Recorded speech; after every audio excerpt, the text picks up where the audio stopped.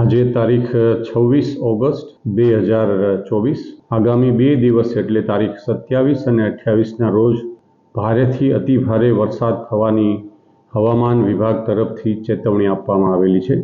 જૂનાગઢ જિલ્લામાં કોઈપણ જગ્યાએ જાનહાનિ ન થાય તેના માટે કેટલીક તકેદારી રાખવા જૂનાગઢ જિલ્લાના તમામ નાગરિકોને આથી અપીલ કરવામાં આવે છે. ખાસ કરીને જ્યારે કોઈ કોઝવે હોય ને એના ઉપરથી પાણી જતું હોય ત્યારે 2 વ્હીલર 4 વ્હીલર કે કોઈ પણ પ્રકારના માણસો ભરેલા વાહનને અથવા વ્યક્તિગત રીતે પણ એમાં પાણીમાં ન નાખવા ખાસ અપીલ છે.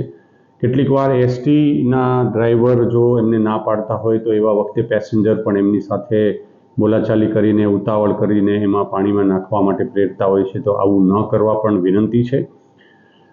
જૂનાગઢ જિલ્લાના કુલ 20 ડેમમાંથી 15 ડેમ ઓલરેડી ઓવરફ્લો થવાની તૈયારી અથવા થઈ ગયા છે. ત્યારે નીચાણવાળા વિસ્તારમાં અથવા જે નદીઓ જ્યાંથી નીકળે છે એવા કિનારાના ગામડાઓમાં અને કોઝવે પર લોકો છે એ પાણીમાં પટમાં અવરજવર ન કરે નદીના પટમાં.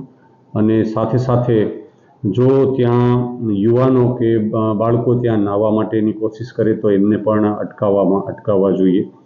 બીજું, જે પિકનિક સ્પોટ અને યાત્રાના સ્થળો છે જેવા કે વિલિંગડન ડેમ અને દામોદર કુંડ એવા અથવા ડેમ કોઈ સાઇટ હોય તો ત્યાં પણ અત્યારે હાલમાં જવું હિતાવહ નથી.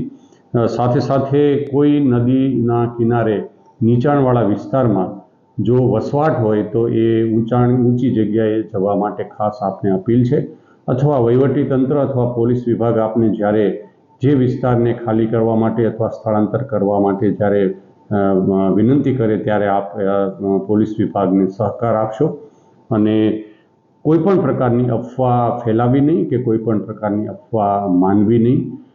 કોઈપણ પ્રકારની આપને મુશ્કેલી હોય તો 100 નંબર ડાયલ કરો અથવા જિલ્લા પોલીસના કંટ્રોલ રૂમ અથવા નજીકના પોલીસ સ્ટેશનનો આપ સંપર્ક કરી શકો છો.